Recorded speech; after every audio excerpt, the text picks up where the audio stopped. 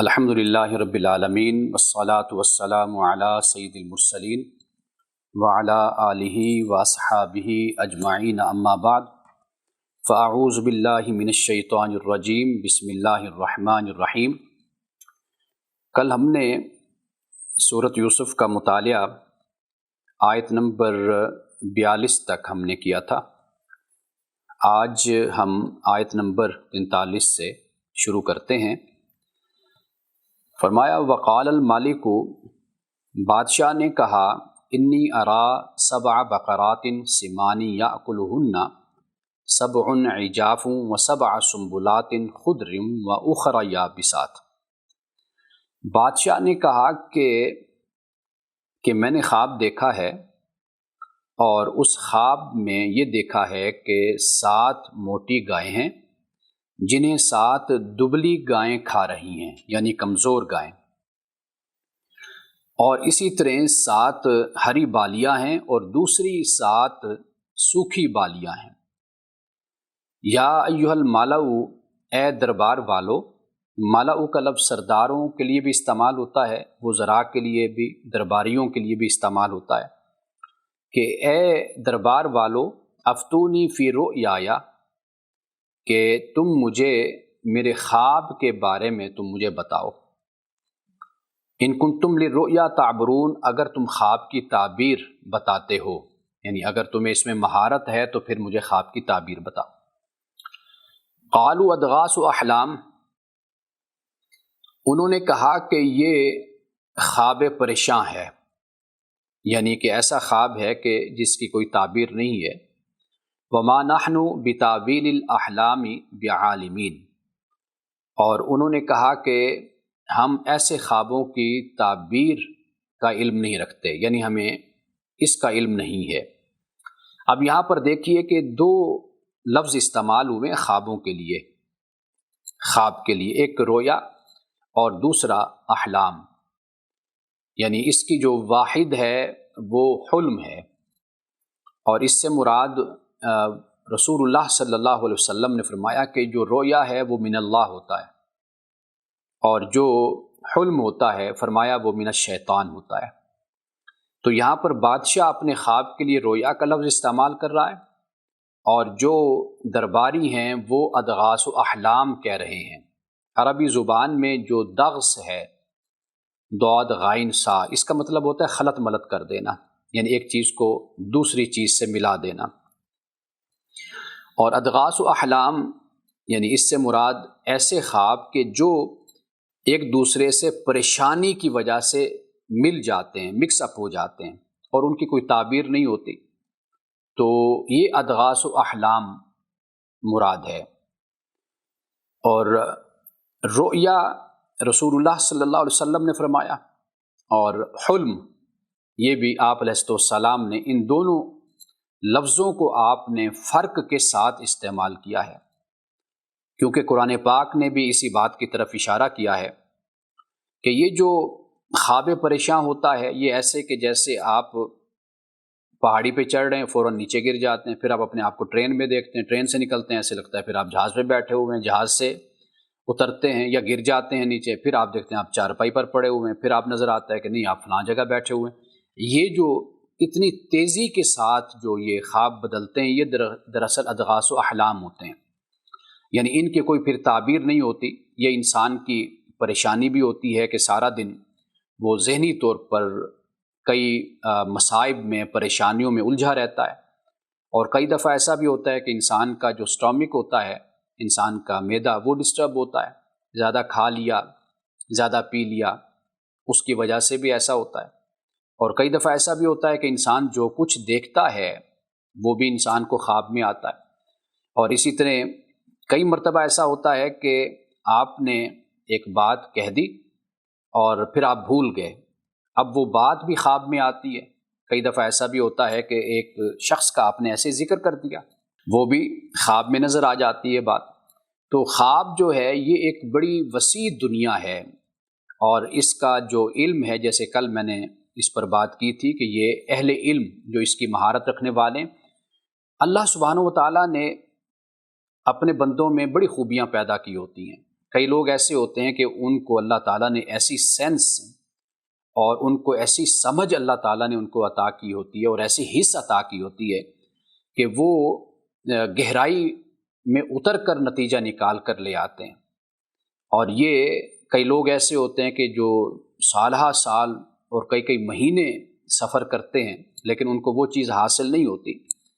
کہ جنہیں گھر بیٹھے ہوئے حاصل ہو جاتی ہے۔ تو یہ اللہ سبحانہ و تعالیٰ کی عطا ہے اور اس کا یہ کرم ہوتا ہے کہ اللہ نے اپنی مخلوق میں، اور انسان کے بارے میں تو میں ہمیشہ کہتا ہوں کہ یہ بڑی کمپلیکیٹڈ قسم کی اللہ کی کریشن ہے، مخلوق ہے۔ اس کو سمجھنا صرف خالق کا کام ہے، یہ خود مخلوق کے بس میں نہیں ہے کہ وہ کسی دوسرے انسان کو سمجھ سکے، اس لیے کہ انسان میں اتنی تبدیلیاں اور اتنے انقلابات فکر اور سوچ کے حوالے سے، ارادوں کے حوالے سے، کہ جنہیں ممکن ہے کہ آپ بڑا نیک سمجھ رہے ہوں وہ اندر سے شیطان ہوں، اور یہ بھی ممکن ہے کہ آپ کسی کو یہ سمجھیں کہ یہ اچھا انسان نہیں ہے لیکن وہ بہت اچھا انسان ہو۔ تو یہ انسان کا مطالعہ ہونا تو چاہیے، تحلیل نفسی باقاعدہ ایک مضمون ہے، لیکن بہرحال پھر بھی یہ سب کچھ امکانات ہوتے ہیں، یہ ظن ہوتا ہے، یہ گمان ہوتا ہے، اسپیکولیشن آپ اس کو کہہ لیجئے۔ انسان کے سمجھنے میں یقین نہیں ہے، ابھی تک صدیاں گزر چکی انسان ہی کو سمجھا جا رہا ہے، اور اس پر بڑے علوم وجود میں آ چکے انسان کو سمجھنے کے لیے، اس کے نفس کو، اس کی روح کو، اس کے باطن کو، اس کے دماغ اور اس کے عقل کو۔ تو یہاں پر انہوں نے جب یہ کہا کہ جی بھئی یہ جو اس طرح کے خواب ہوتے ہیں نا، خواب پریشان، ان کی تو ہمیں کوئی تعبیر نہیں ہے ہمارے پاس۔ وقال الذی نجا منہما، اب وذکر بعد امت، اور وہ شخص کے جو بچ گیا تھا قیدیوں میں سے، یعنی دو جو قیدی تھے ان میں سے جو بچ گیا تھا، تو اس نے کہا کہ میں تم لوگوں کو نا اس خواب کی تعبیر بتاتا ہوں۔ اب اس کو مدت کے بعد یاد آیا، یعنی حضرت یوسف علیہ السلام کی اس کو یاد آئی کہ ہاں تو میرے خواب کی بھی انہوں نے تعبیر بتائی تھی اور بالکل وہ سچ ثابت ہوئی۔ جو دوسرا ساتھی تھا وہ کروسیفائی کر دیا گیا، پھانسی دے دیا گیا، اور میں بادشاہ کے پاس یعنی ساقی بن کر آ گیا، تو بالکل 100% یوسف کی تعبیر درست تھی، اس کو یاد آ گیا۔ تو اب اس نے کہا کہ انا انبئکم بتاویلہ فارسلون، کہ مجھے آپ جانے دیں، مجھے بھیجیں یوسف کے پاس، تو میں آپ کو پھر اس کی تعبیر میں آپ کو بتاتا ہوں کہ اس کی تعبیر، اس کی تعویل کیا ہے۔ یوسف ایھا الصدیق، اب دیکھیے کہ وہ اب یہ درمیان کی کڑی یہاں پر موجود نہیں ہے کہ آخر وہ وہاں سے محل سے چلا ہوگا، جو قید خانہ ہوگا وہ دور ہوگا، اور کچھ وقت لگا ہوگا، دن لگا ہو، ہفتہ لگا ہو، یا کچھ گھنٹے لگے ہوں۔ بہرحال قرآن پاک آگے اس کو بیان نہیں کر رہا کیونکہ یہ انڈرسٹوڈ بات ہے، ہم اس کو سمجھ سکتے ہیں۔ تو فرمایا یوسف ایھا الصدیق، اب وہ جو ساتھی تھا قید خانے کا وہ حضرت یوسف علیہ السلام کے پاس پہنچ جاتا ہے، کہتا ہے یوسف ایھا الصدیق، اے سچے۔ اب یہ جو صدیق ہے اس کا اگر ہم ترجمہ کریں تو سراپا جو سچائی ہے، سراپا جو صدق ہے، کہا کہ بھئی اے صدق کے پیکر، پیکر صدق اور پیکر سچائی، افتنا فی 7 بقرات سمان یاکلہن 7 عجاف و7 سنبلات خضر واخری یابسات۔ اور اس نے کہا کہ اس خواب کے بارے میں آپ مجھے بتائیے کہ 7 موٹی گائیں ہیں جن کو 7 دبلی گائیں کھا رہی ہیں، اور 7 بالیں ہری ہیں اور دوسری 7 جو ان سے وہ سوکھی ہیں، اس کی کیا تعبیر ہے؟ لعلی ارجع للناس، تاکہ میں جب لوگوں کے پاس جاؤں تو لعلہم یعلمون، ان کو میں بتاؤں، وہ جان لیں۔ قال تزرعون 7 سنین دابا، حضرت یوسف علیہ السلام نے اب اس خواب کی تعبیر بتائی، صرف تعبیر نہیں بتائی بلکہ جو یہ بحران غذا کا پیدا ہونے والا تھا، خوراک کا، اس کا حل بھی آپ نے بتا دی۔ یہ ہے تعویل حدیث، تعبیر الاحادیث۔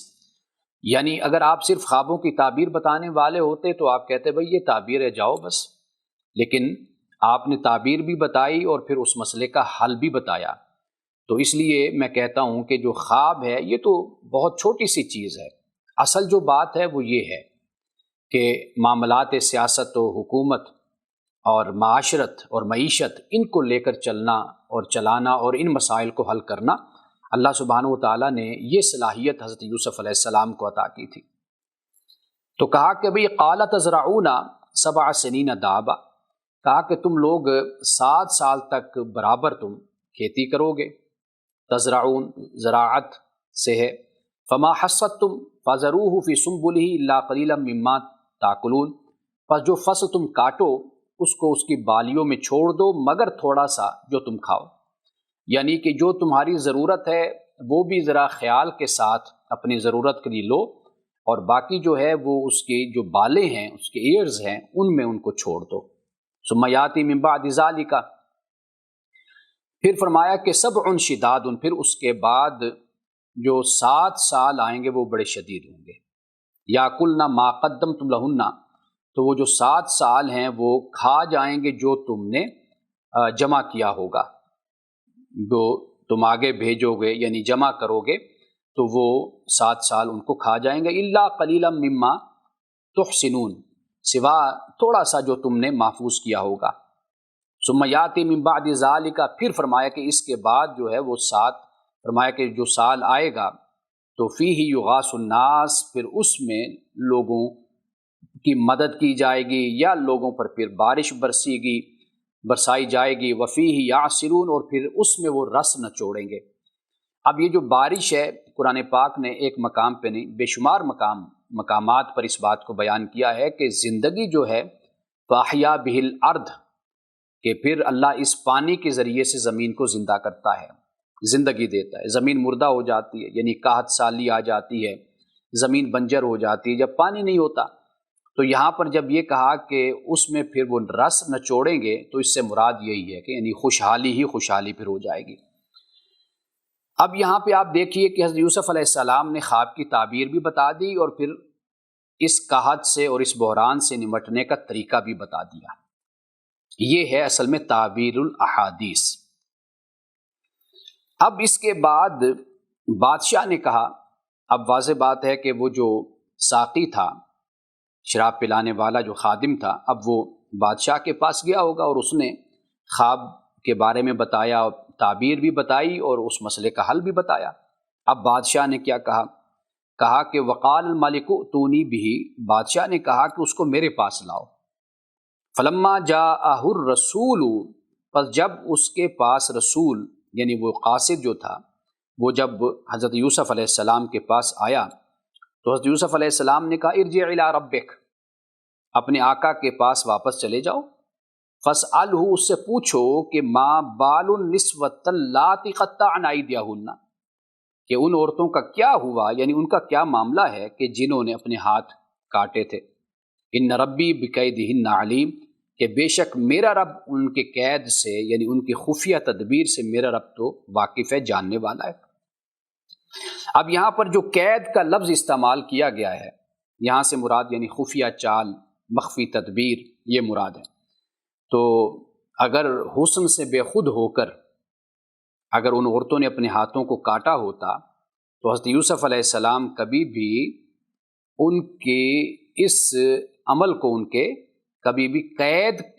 نہ فرماتے ہیں کہ بھئی کہ بے شک میرا رب ان کے قید سے، ان کی چال سے، خفیہ تدبیر سے، خفیہ چال سے بے شک میرا رب واقف ہے، جاننے والا ہے۔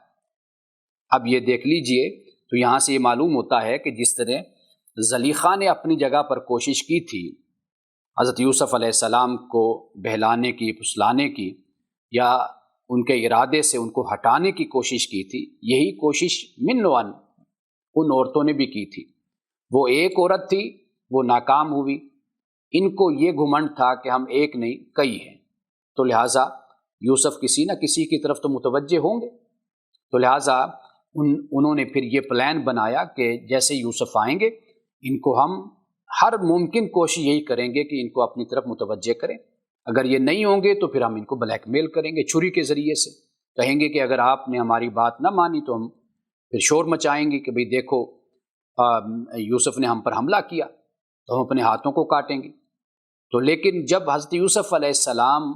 نہیں ان کے اس ورغلانے میں آئے تو پھر انہوں نے یہ کہا کہ بھئی یہ کیا انسان ہے، یہ تو کوئی فرشتہ ہے، بڑا معزز فرشتہ ہے، کہ یعنی اتنے دعوت دینے کے باوجود بھی یہ توجہ ہی نہیں کر رہا۔ تو وہ ایک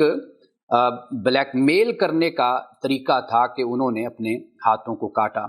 تاکہ حضرت یوسف علیہ السلام کو بلیک میل کر کے اپنی طرف متوجہ کر سکیں۔ اب اس لیے قید کا لفظ استعمال ہوا، اور جیسے میں نے کل بھی آپ کو بتایا کہ فلما سامعت بمکرہن، کہ جب زلیخا نے ان کے مکر کو سنا، وہاں پر بھی مکر کا لفظ ہے، ورنہ سرگوشی ہو سکتا تھا اور ان کی باتیں ہو سکتی تھی، بہت کچھ اور الفاظ بھی عربی زبان میں، عربی زبان کا دامن بڑا وسیع ہے، لیکن مکر کا لفظ استعمال کرنا وہ اسی بات کی علامت ہے کہ یہ کوئی پلاننگ، کوئی منصوبہ تھا۔ اب اس کے بعد بادشاہ نے کہا کہ بھئی قال ما خطبکن، بھئی کیا معاملہ ہے تم عورتوں کا، اذ راوتن یوسف عن نفسہ، کہ جب تم نے یوسف کو پھسلانے کی کوشش کی تھی، اپنی طرف متوجہ کرنے کی اور اس کو اس کے ارادے سے ہٹانے کی کوشش کی تھی، بھئی وہ کیا معاملہ ہے، عورتوں سے کہا۔ اب یہاں پر یہ بات بھی دیکھی کہ حضرت یوسف علیہ السلام نے کسی کا نام نہیں لیا، نہ زلیخا کا نام لیا، نہ کسی اور عورت کا نام لیا، کہا بھئی پہلے، سب سے پہلے تو وہ جو ماں بال نسبت اللہ قطعن ایدیہن، جنہوں نے اپنے ہاتھوں کو کاٹا تھا یا انگلیوں کو کاٹا تھا، پہلے ان کا کیا معاملہ ہے، پہلے اس کو واضح کیا جائے۔ یعنی یہ حضرت یوسف علیہ السلام نے جیل سے آنے سے گویا کہ آپ نے انکار کر دیا کہ پہلے اس مسئلے کو کلیئر کیا جائے۔ لیکن جب ہم تورات اور تلمود کو ہم دیکھتے ہیں تو وہاں پر ایسے لگتا ہے کہ حضرت یوسف علیہ السلام بڑے خوش تھے، یعنی کہ جیسے ہی بادشاہ کا میسج پیغام ملا، آپ اٹھ کر چل پڑے اور جا کر بال بول کٹوائے اور اپنے آپ کو سیٹ سوٹ کیا اور کپڑے بدلے اور بادشاہ کے پاس پہنچ گئے، جیسے میں نے شاید کل آپ کو بتایا تھا۔ تو یہ، لیکن قرآن کیا کہتا ہے، یہ ہے اصل میں نبوت کی شان اور عظمت، کہ پیغمبر نے فرمایا کہ نہیں، سب سے پہلے اس مسئلے کو کلیئر کرو، واضح کرو، اور میری بے گناہی جب تک ثابت نہیں ہوتی، یعنی لوگ یہ نہیں جانتے کہ بھئی یوسف نے کچھ نہیں کیا، اس وقت تک میں جیل سے باہر نہیں آؤں گا۔ حالانکہ تقریباً 10 سال تو عرصہ گزر چکا، پہلے ذکر کیا تھا اسے ساقی کو کہ بھئی اپنے تو جو تمہارا آقا ہے اس سے میرا ذکر کرنا، وہ ذکر کرنا بھول گیا۔ اب یہ تقریباً 10 سال کے قریب عرصہ گزر چکا ہے، لیکن پھر بھی دیکھیے کہ یہ صبر اور استقامت ہے ایک پیغمبر کی، کہ آپ نے فرمایا کہ نہیں، میں ایسے باہر نہیں آؤں گا، سب سے پہلے اس مسئلے کو کلیئر کرو۔ اب دیکھیے ان عورتوں نے کیا کہا، ان کا قلنا حاشا للہ، انہوں نے کہا کہ اللہ کی قسم، ما علمنا علیہ من سوء، کہ ہم نے یوسف علیہ السلام میں کوئی برائی ہم نے نہیں پائی، کوئی برائی نہیں پائی۔ اب قالت امرأۃ العزیز الآن حصحص الحق، اب جو عزیز مصر کی بیوی ہے اب وہ بول اٹھی ہے، وہ کہنے لگی کہ اب حق واضح جب ہو گیا ہے، بات کھل کر سامنے ہو ہی گئی ہے، تو معاملہ یہ ہے کہ انا راودتہ عن نفسہ، کہ میں نے یوسف کو بہلانے کی، پھسلانے کی کوشش کی تھی، اس کو اس کے ارادے سے ہٹانے کی کوشش کی تھی، وَإِنَّهُ لَمِنَ الصَّادِقِينَ، لیکن یہ تو صادقین میں سے، کہ بلا شبہ یہ سچا انسان ہے۔ اب وہ جو قیدی تھا ساقی، اس نے بھی کہا ایھا الصدیق، اے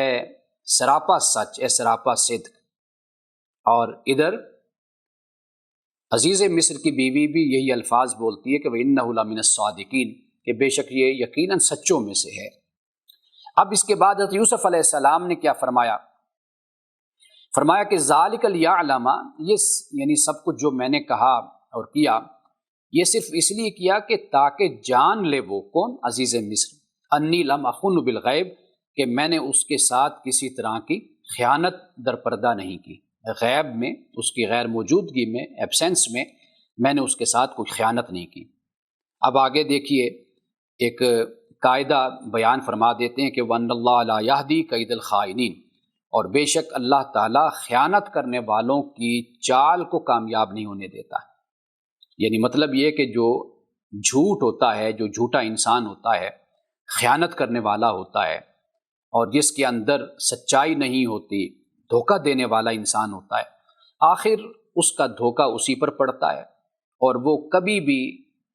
صالحیت کے لبادے میں لپٹ کر کب تک لوگوں کو دھوکہ دے سکتا ہے؟ ایک وقت آتا ہے کہ پھر سب کچھ کھل کر سامنے آ جاتا ہے۔ تو یہاں پر حضرت یوسف علیہ السلام نے اس بات کو بیان کیا، کیونکہ امین جو شخص ہوتا ہے وہ در حقیقت ہمیشہ ترقی اور کی منزلیں طے کرتا ہوا آگے بڑھتا چلا جاتا ہے، اور جو خیانت کرنے والا شخص ہوتا ہے وہ ایک دن آتا ہے کہ ضرور لوگوں کے سامنے وہ آشکارا ہو جاتا ہے۔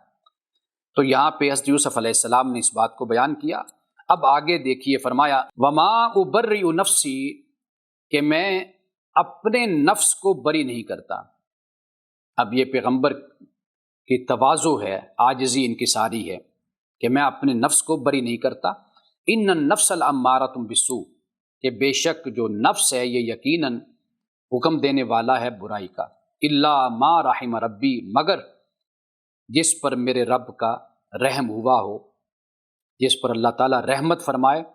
وہی در حقیقت ہے کہ جس کو نفس بہکا نہیں سکتا، پھسلا نہیں سکتا اور راہ حق سے ہٹا نہیں سکتا۔ اب یہاں پہ ایک بات بڑی توجہ طلب ہے کہ حضرت یوسف علیہ السلام کا جو نفس تھا وہ نفس مطمئنہ تھا۔ آپ اگر یہ فرماتے کہ ان نفسی،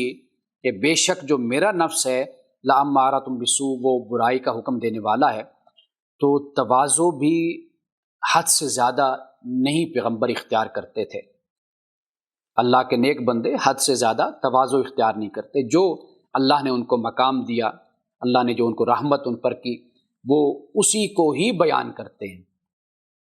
اگر حضرت یوسف علیہ السلام یہ فرما دیتے کہ بھئی بے شک میرا نفس جو انسا ہے وہ تو برائی کا ہی حکم دینے والا ہے، یہ نہیں فرمایا، یہ حد سے زیادہ تواضع کا معاملہ ہو جاتا ہے، یہ مطلوب نہیں ہے۔ حضرت یوسف علیہ السلام کا جو نفس تھا وہ نفس مطمئنہ تھا، لیکن عاجزی کا یہ مقام ہے کہ یہ فرماتے ہیں کہ وما ابرئ نفسی، کہ میں اپنے نفس کو بری نہیں قرار دیتا۔ اگر میں اس حملوں سے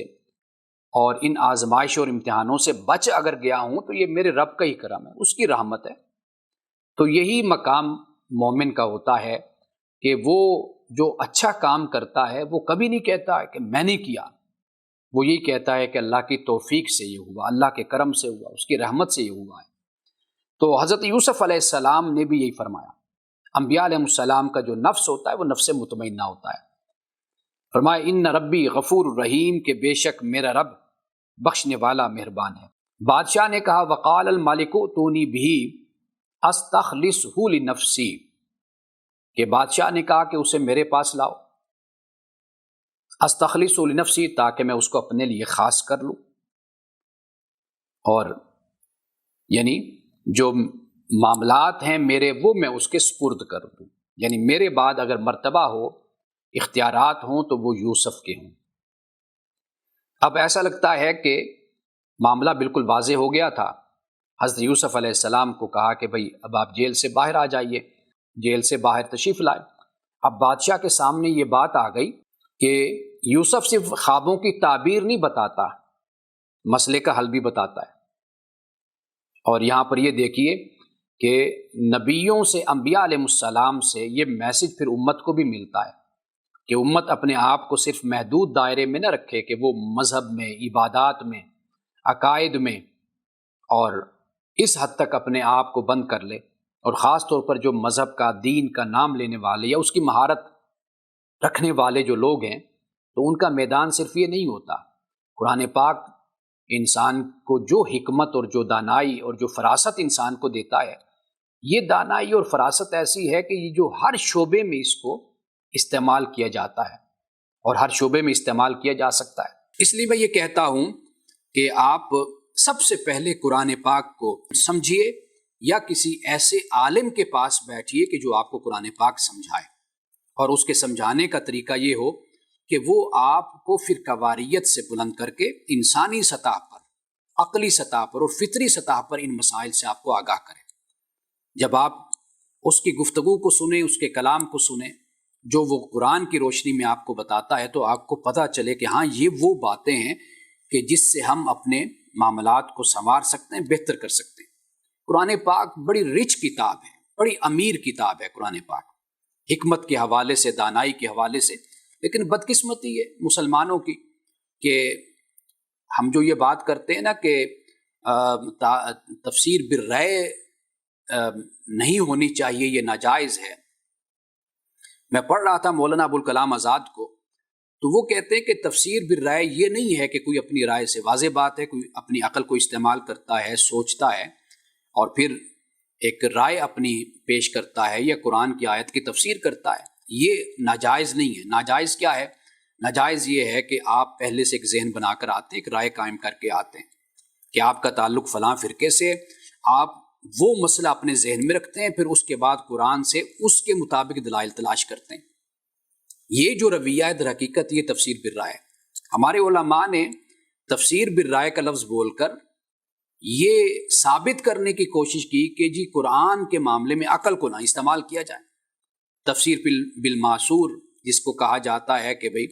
آثار کی روشنی میں، احادیث کی روشنی میں قرآن کی آیات کی تفسیر کی جائے، اس سے بھی انکار نہیں ہے، لیکن تفسیر بالرائے کوئی برا کام نہیں ہے، بلکہ جو اس کی مخالفت کرتے ہیں در حقیقت وہ حقیقت میں تفسیر بالرائے کر رہے ہوتے ہیں، یعنی اپنے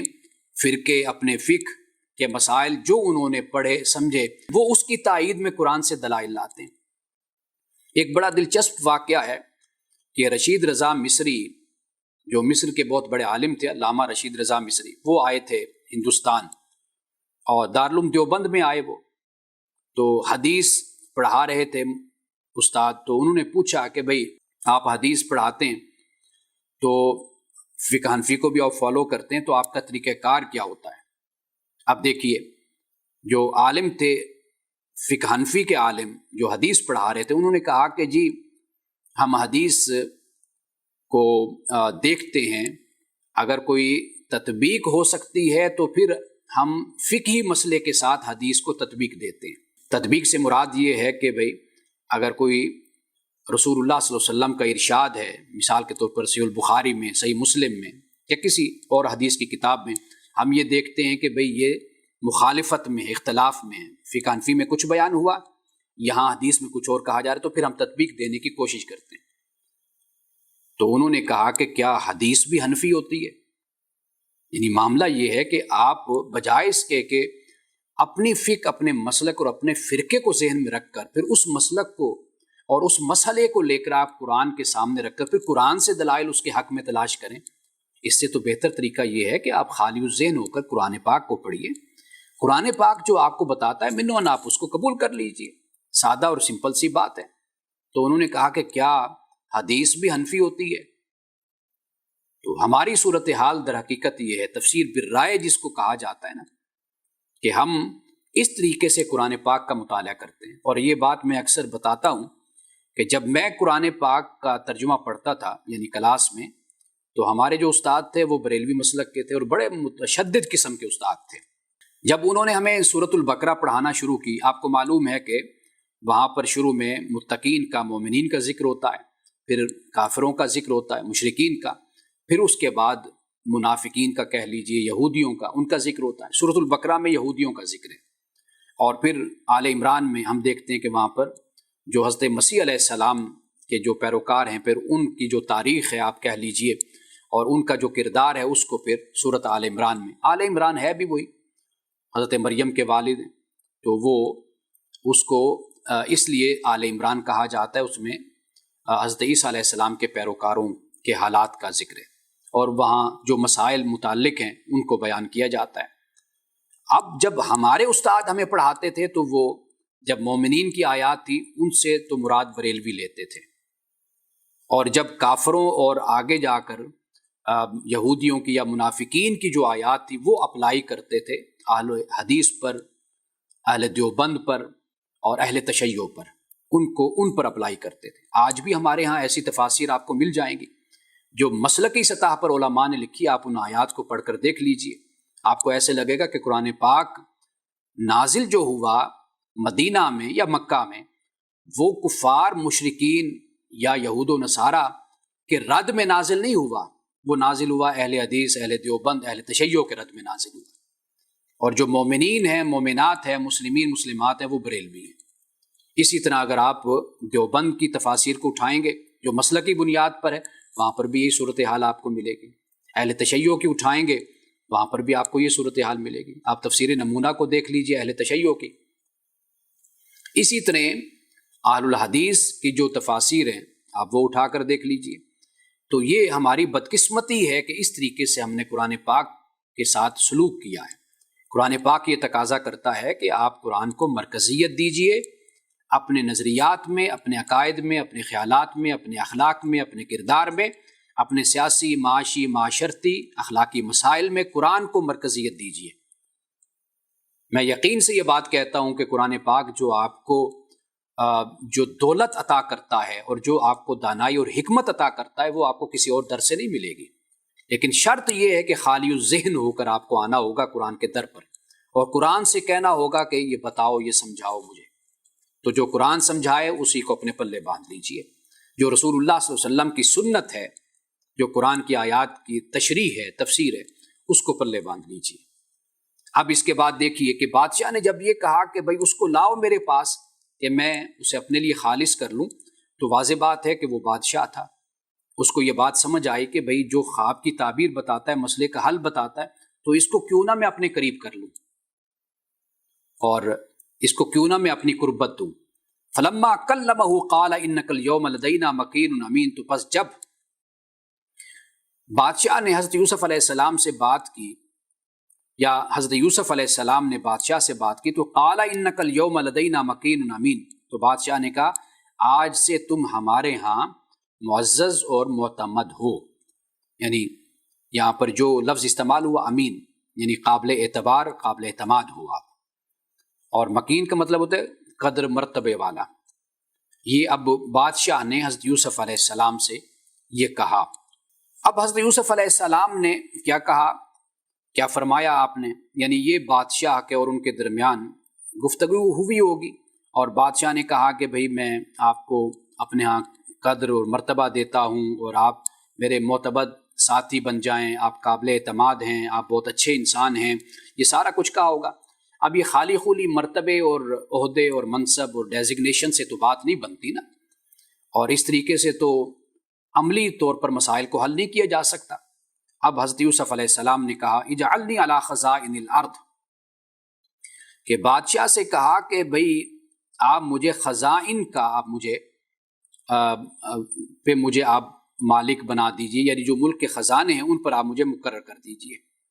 انی حفیظ علیم، کہ بے شک میں حفیظ ہوں، یعنی ایماندار، نگرانی کرنے والا ہوں، علیم ہوں، جاننے والا ہوں۔ حضرت یوسف علیہ السلام نے جو خزائن کی بات کی، یعنی پیداوار، آپ اس کو سمجھ لیجئے، وہاں پر جو پیداوار تھی وہ، اور جو خزائن تھے، خزانے تھے، اور جو بیت المال آپ کہہ لیجئے، تو یہ حضرت یوسف علیہ السلام نے بادشاہ سے کہا۔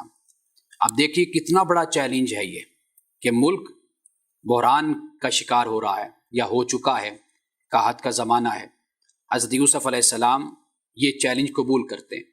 فرماتے ہیں کہ مجھے زمین کے، یعنی ملک کے جو خزانے ہیں، پیداوار ہے، مجھے ایک تو ان پر آپ مقرر کر دیجئے، اور پھر خود فرماتے ہیں انی حفیظ علیم۔ آپ دیکھیے کہ حضرت یوسف علیہ السلام نے یہ نہیں کہا کہ مجھے اس لیے خزانوں پر آپ بٹھا دیجئے کہ میں خوبصورت زیادہ ہوں، حسین و جمیل ہوں، یا اس لیے مجھے بٹھا دیجئے کہ میں 5 وقت کی نماز پڑھتا ہوں، تہجد پڑھتا ہوں۔ آپ نے دیکھا میرے اخلاق کو، آپ نے اپنی کسی صفت کو بیان نہیں کیا، یہ نہیں کہا کہ بھئی میں بہت اچھا انسان ہوں، میں بڑا تہجد گزار ہوں، میں بڑا نیک ہوں، یا میں بڑا جیسے میں نے کہا کہ میں بہت ہی خوبصورت انسان ہوں،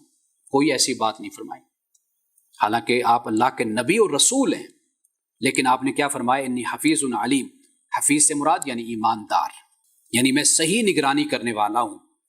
خزانے کی، پیداوار کی، اور علیم سے مراد یہ کہ میں مہارت رکھنے والا ہوں۔ اب یہ 2 چیزیں آپ دیکھ لیجئے، یہ معیار ہے، یہ کرائیٹیریا ہے۔ اگر جس قوم نے بھی دنیا میں ترقی کی ہے، آپ دیکھ لیجئے کہ وہاں پہ اکثر طور پر جو ان کے حکمران ہیں، جو ان کے افسران ہیں، جو ان کی بیوروکریسی ہے، آپ دیکھ لیجئے ان میں یہ 2 صفات موجود ہوتی ہیں۔ لوگ کہتے ہیں نا جی وہ مسلمان نہیں ہیں تو بڑی ترقی کر رہے ہیں، حالانکہ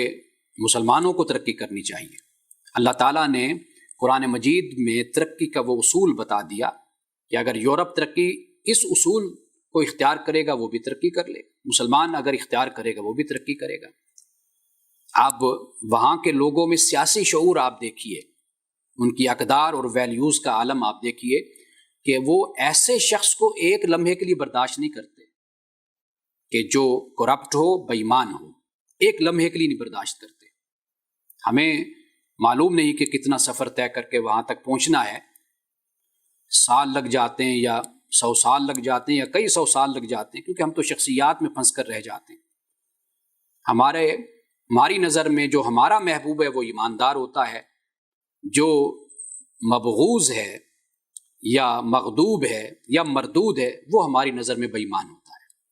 ہم نے اپنی محبت کو در حقیقت معیار بنایا ہے۔ سیاسی شعور یہ ہوتا ہے کہ آپ اس محبت سے، عقیدت سے، وارفتگی سے، وابستگی سے بلند ہو جاتے ہیں اور آپ فیصلہ کرتے ہیں اقدار اور ویلیوز کی بنیاد پر۔ کوئی بھی شخص سے آپ کہتے ہیں جی آئیں ٹھہرے میں کھڑے ہوں، فیصلہ یہاں پر ہوگا اور آپ اپنی بات کریں۔ ہمیں نہیں معلوم آپ کون ہیں،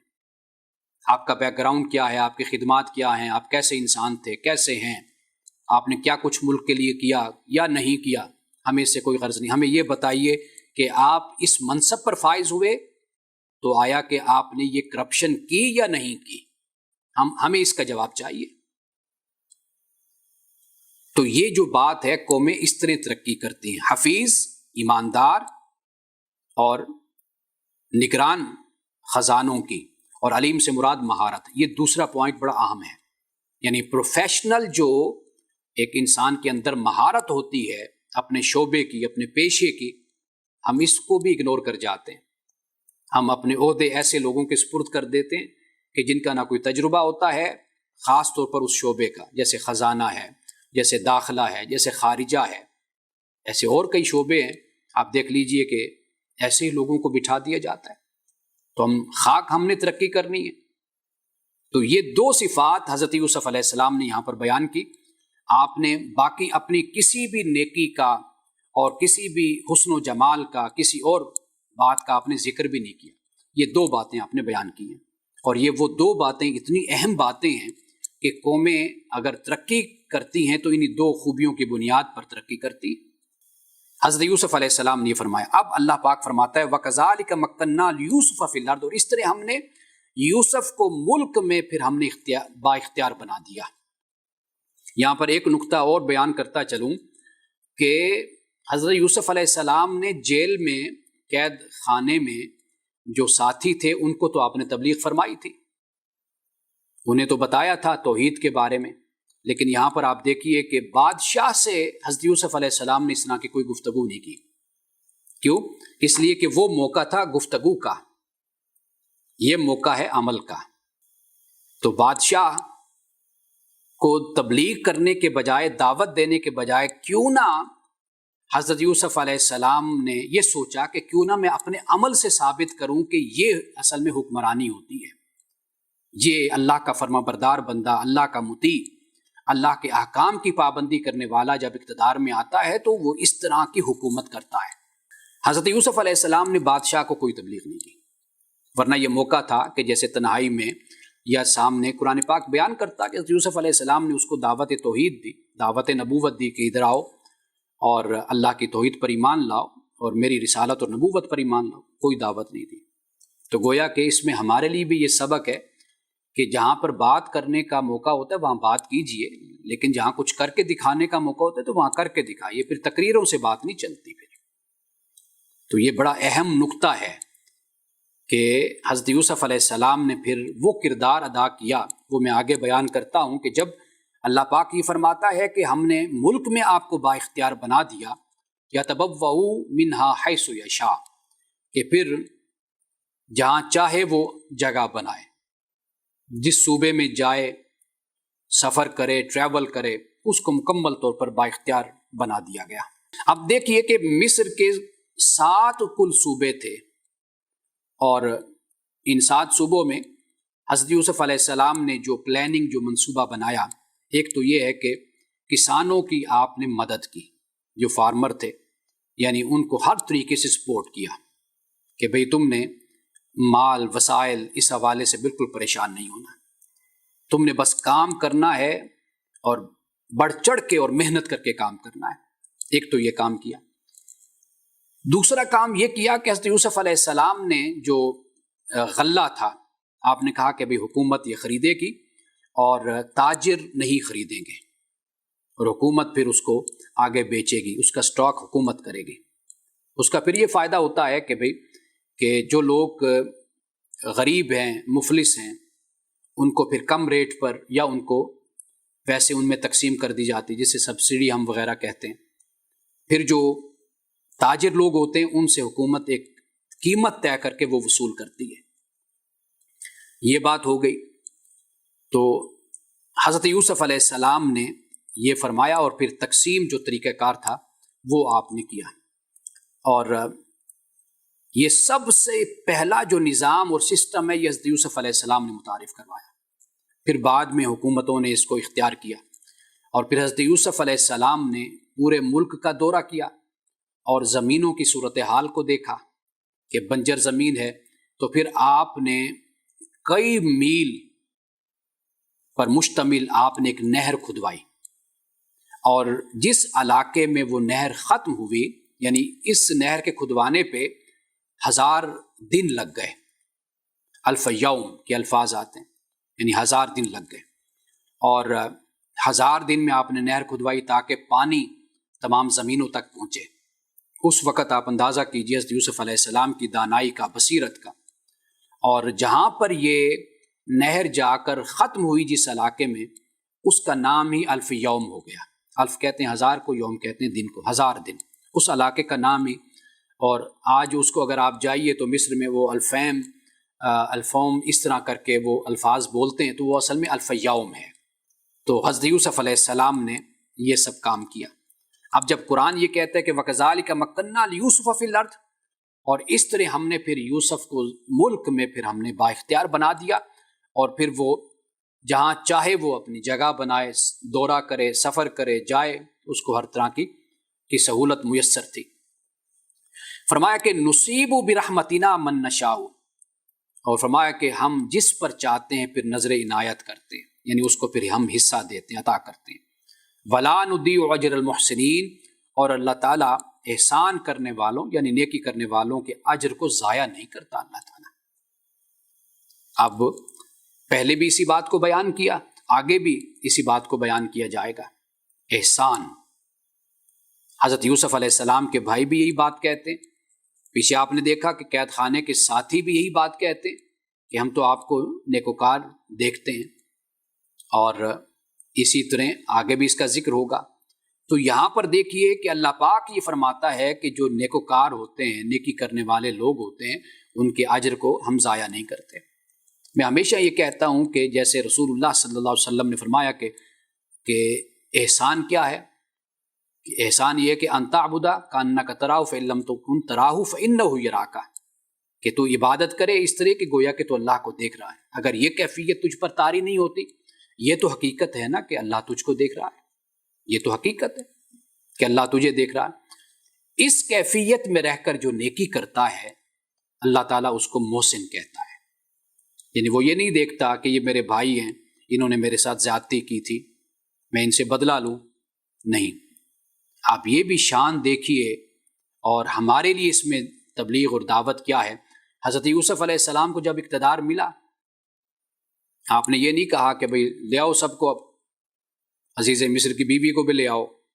اور ان عورتوں کو بھی لاؤ، ان کو لٹکاؤ، ان کو سزائیں دو ان کو. اور یہ بھی نہیں کہا کہ برادران یوسف میں تمام بھائیوں کو بلا کے لاؤ بھائی، اور جو قافلے والے ان کو بھی تلاش کرو، ان کی ایسی تیسی، اب مجھے اقتدار مل گیا ہے، اب میں ان سے سارے بدلے لوں گا. یہ بھی احسان کے خلاف ہے. حضرت یوسف علیہ السلام نے، جیسے ہم آگے جا کر پڑھیں گے، کہا کہ بھئی کسی پر کوئی آج ملامت نہیں ہے، سب کو معاف کر دیا. اب بڑے بڑے لوگ انوالو ہوتے ہیں جو انسان کو نقصان پہنچاتے ہیں. غربت کے دور میں، مفلسی کے دور میں، محکومی کے دور میں، غلامی کے دور میں، ابتدائی دور میں کتنے لوگ ہوتے ہیں. لیکن حضرت یوسف علیہ السلام نے کسی سے کوئی بدلہ نہیں لیا، کوئی بحران پیدا نہیں کیا، کوئی عدم استحکام پیدا نہیں کیا. سب سے پہلے کہا کہ ملک کو سنبھالو، اس کو مستحکم کرو، معاشی بحران جو پیدا ہوا ہے سب سے پہلے اس پر کنٹرول کرو. لیکن اس کے بعد بھی رسول اللہ صلی اللہ علیہ وسلم نے یہ فرمایا لا تثریب علیکم اليوم. اگر آپ چاہتے تو آپ کہتے کہ بھئی اب ہمیں کامیابی حاصل ہو گئی، فتح حاصل ہوگی، اب پکڑو سارے کفار کو، ان کی ایسی تیسی، لٹکاؤ ان سب کو، درے مارو ان کو، کوڑے مارو. انہوں نے مجھے مکہ کی زندگی میں بڑا ستایا، مدینہ میں انہوں نے مجھے بڑا تنگ کیا، مدینہ میں یہود و نصارہ تھے، ان کو بھی پکڑو لاؤ. اور سب کو لٹکایا ہوتا، لیکن ایسا نہیں کیا، معافی کا اعلان کیا۔ لا تثریب علیکم اليوم اذهبوا انتم الطلقاء، چلے جاؤ تم سب کے سب آزاد ہو۔ ہاں وہ لوگ کہ جو تخریب کاری میں ملوث تھے، قتل و غارت میں ملوث تھے، عزت اور آبرو لوٹنے میں جو ملوث تھے، ان کو معاف نہیں کیا گیا۔ جو ریاست کے خلاف فساد کرنے والے لوگ تھے، ان کو معاف نہیں کیا گیا۔ تو یہ بات بھی مد نظر رکھیے، یہ بھی پیغمبرانہ ایک دعوت و تبلیغ کا انداز ہوتا ہے، یہ پیغمبرانہ عظمت ہے، یہ اعلیٰ ظرفی ہے جو انبیاء علیہ السلام نے اختیار کی۔ تو اس لیے جب اللہ کہتا ہے نا کہ محسنین کے اجر کو اللہ ضائع نہیں کرتا، تو اس سے مراد یہی ہے کہ جن کا مقصود ہر عمل میں ہوتا ہوں، تو اللہ سبحانہ و تعالیٰ کبھی بھی ان کے اجر کو ضائع نہیں کرتا، یعنی وہ آگے بڑھتے چلے جاتے ہیں، اور ان کے لیے ملائکہ، فرشتے، اللہ کی مخلوق سب اس کے لیے معاون بنتے چلے جاتے ہیں۔ فرمایا والا اجر الآخرۃ خیر، اور جو آخرت کا اجر ہے وہ بہتر ہے، للذین آمنوا، ان لوگوں کے لیے جو ایمان لائے، وکانوا یتقون، اور جنہوں نے تقوی اختیار کیا۔ یہاں پر محسن فرمایا، اور آگے ایمان اور تقوی کی بات اللہ سبحانہ و تعالیٰ نے یہاں پر بیان فرما دی۔ تو آج ہم نے آیت نمبر 57 تک ہم نے پڑھا۔ اب اس کے بعد واضح بات ہے کہ یہ جو قحط اتنا شدید تھا، صرف مصر نہیں فلسطین تک پہنچا، وہاں پر بھی اس کے اثرات پہنچے، پھر وہاں سے بادیہ سے، اس دیہات اور وادی سے، بستی سے، پھر حضرت یوسف علیہ السلام کے بھائی حضرت یوسف علیہ السلام کے پاس آتے ہیں۔ تو یہاں پر پھر وہ جو درمیان میں کڑی ہے، ایک تسلسل ہے، وہ آپ یہاں نہیں دیکھیں گے۔ واضح بات ہے وہ ہمارے پڑھنے والے کے ذہن میں، قاری کے ذہن میں ہوتا ہے کہ جب حضرت یوسف علیہ السلام برسر اقتدار آ گئے، اور آپ نے پورے نظام کو جب آپ نے سنبھال لیا، دورہ کیا، اور آپ نے کسانوں کی مدد کی اور غلے کی تقسیم کی، یہ سب جب معاملات فلسطین تک بھی پہنچے ہوں گے، بھائیوں تک پہنچے ہوں گے، تو پھر وہ وہاں سے چلے کہ بھئی ہم بھی جا کر عزیز مصر سے، یعنی وزیر اعظم کہہ لیجئے یا جو بھی اس وقت کے مناسب جو الفاظ ہیں، تو انہوں نے کہا کہ بھئی ہم چل کر ہم بھی اپنے ادھر عزیز مصر سے، اپنے حکمران سے ہم بھی جا کر کچھ غلہ لے آئیں۔ تو پھر وہ حضرت یوسف علیہ السلام کے بھائی پھر آپ کے پاس آتے ہیں۔ پھر اس کے بعد آگے جو بیان کیا انشاءاللہ تعالیٰ اس کو ہم کل پڑھیں گے۔ رسول اللہ صلی اللہ علیہ وسلم نے فرمایا بغض مونڈنے والی چیز ہے، یعنی شیو کر دینے والی چیز ہے۔ میں یہ نہیں کہتا کہ وہ بالوں کو مونڈتا ہے بغض، بلکہ وہ دین کو مونڈ دیتا ہے۔ اس ذات کی قسم جس کے قبضے میں محمد کی جان ہے، تم جنت میں داخل نہیں ہو سکتے جب تک مومن نہ بنو، اور مومن نہیں بن سکتے جب تک آپس میں محبت نہ کرو۔ یعنی گویا کہ جب تک اپنے دلوں سے بغض کو ایک دوسرے کے لیے نہیں نکال دیتے، تو فرمایا کہ تم مومن نہیں بن سکتے، اور جب تک مومن نہیں بن سکتے تو جنت میں داخل نہیں ہو سکتے۔ اب یہ دیکھیے کہ عوام بن حوشب نے کہا کہ لوگوں دین میں جھگڑا کرنے سے بچو، یہ غالباً تابعی ہیں، دین میں جھگڑا کرنے سے بچو، کیونکہ دین میں جھگڑا کرنے سے آدمی کے اعمال حبط ہو جاتے ہیں، ضائع ہو جاتے ہیں۔ ایاکم والخصومات فی الدین فانما تحبط الاعمال، کہ یہ جو خصومات ہیں، جھگڑے ہیں، یہ اعمال کو ضائع کر دیتے ہیں۔ میں نے کل پرسوں ایک جملہ میں نے فیس بک پر لکھا تھا کہ بحثیں ہوتی ہیں جو انسان کو کفر تک پہنچا دینے والی ہوتی ہیں، ان بحثوں میں الجھنا بھی تقویٰ کے خلاف ہوتا ہے۔ آپ نے سنا ہوگا کہ جی ہمیں اس گناہ سے بچنا چاہیے، اس گناہ سے بچنا چاہیے، بلکہ اس گناہ تک جو راستے جاتے ہیں ہمیں اس راستے پر بھی نہیں جانا چاہیے،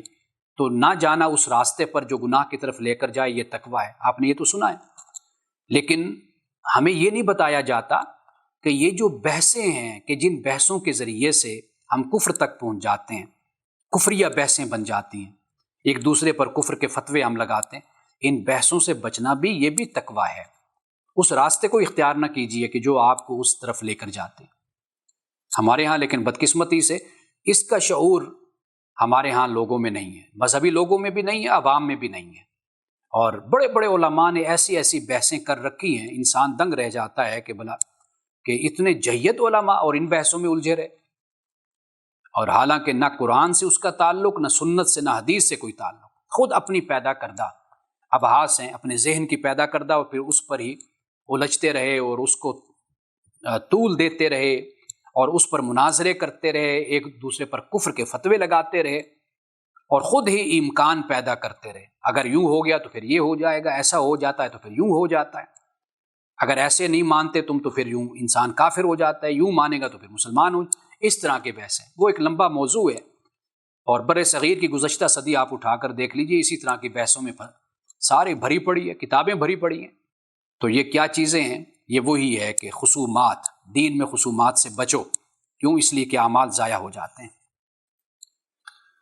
حضرت عوف ابن مالک کہتے ہیں، یہ روایت کرتے ہیں کہ رسول اللہ صلی اللہ علیہ وسلم نے فرمایا،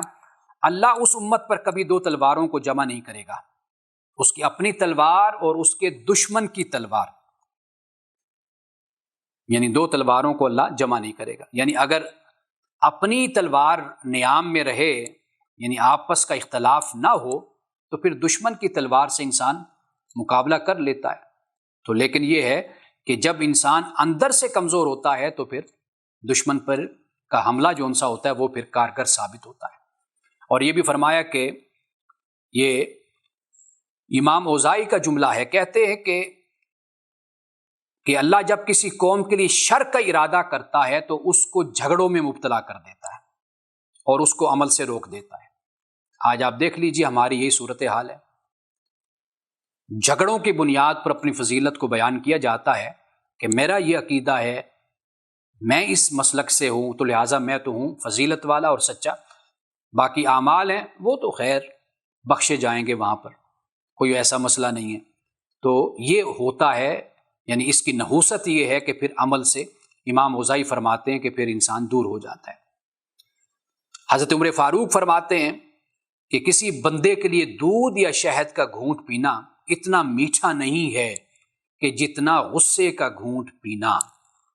اگر مومن غصے کا گھونٹ پیتا ہے تو یہ زیادہ شیریں ہے، زیادہ میٹھا ہے، شہد سے بھی اور دودھ سے بھی۔ یعنی یہ اشارہ اس بات کی طرف ہے کہ جو غصہ پینے سے انسان کو راحت پھر نصیب ہوتی ہے بعد میں، کیونکہ جب غصہ انسان پر طاری سڈن پرووکیشن جس کو کہتے ہیں، یکدم اشتعال، تو پھر انسان کیا کچھ کر بیٹھتا ہے، پھر بعد میں کیا ہوتا ہے؟ پشیمانی ہوتی ہے، لوگ قتل تک کر دیتے ہیں اور پھر جیل میں پڑے ہوتے ہیں، ساری زندگی جلتے ہیں، پھانسی چڑھ جاتے ہیں۔ تو یہاں پر غصے کو اگر کنٹرول کر لیا جائے تو انسان کو جو بعد میں راحت اور جو خوشی اس کو نصیب ہوتی ہے، اس کا مقابلہ نہ دودھ کر سکتا ہے نہ شہد کر سکتی ہے۔ بارک اللہ لنا ولکم فی القرآن العظیم ونفعنا وإیاکم بالآیات والذکر الحکیم، صدق اللہ العظیم۔